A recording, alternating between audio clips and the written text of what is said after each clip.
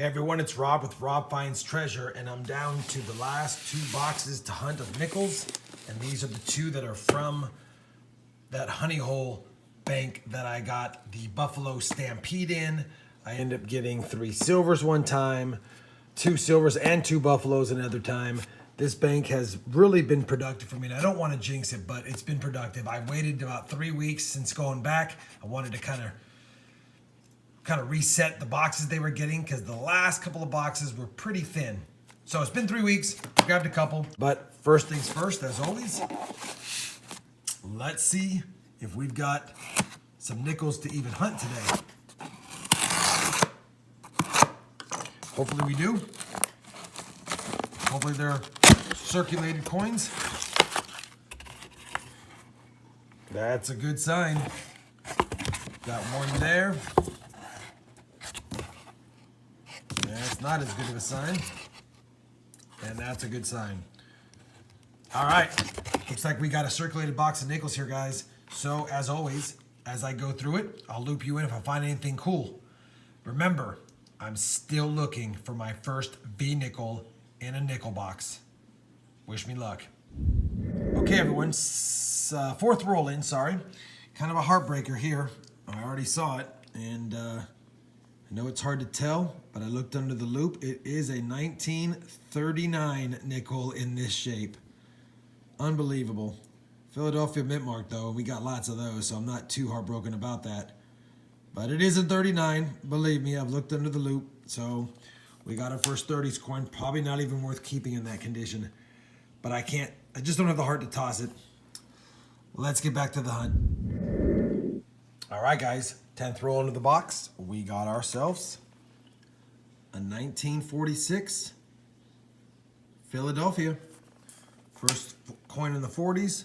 We've also got a 54 Denver and a 39 Plain in terrible shape. Let's keep looking. All right, guys. It's been a slow box. We're on the 21st roll. Finally got another 40s coin. 1940 Philadelphia. So now we've got 2 from the 40s, a 39, and 2 from the 50s.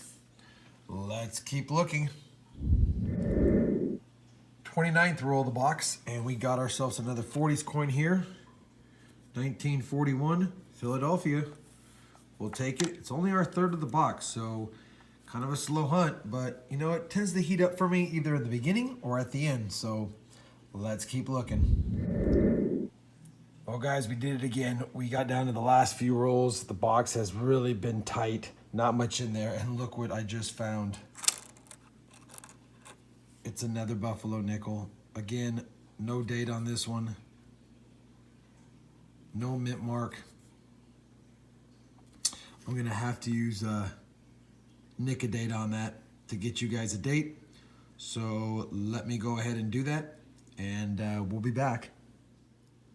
All right, guys, we've used nick a date. You're not really going to be able to tell too much.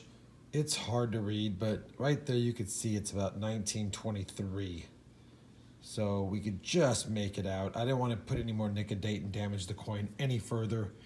It doesn't look too bad, but 1923, Philadelphia. It's another Buffalo.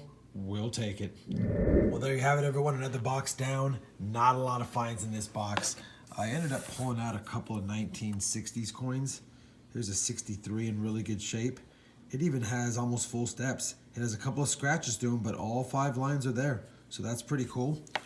And then we even pulled out a nice 1964, which you don't see too many nice 64s. There are no steps, but it's not been circulated too much at least. I pulled them out because they might upgrade something.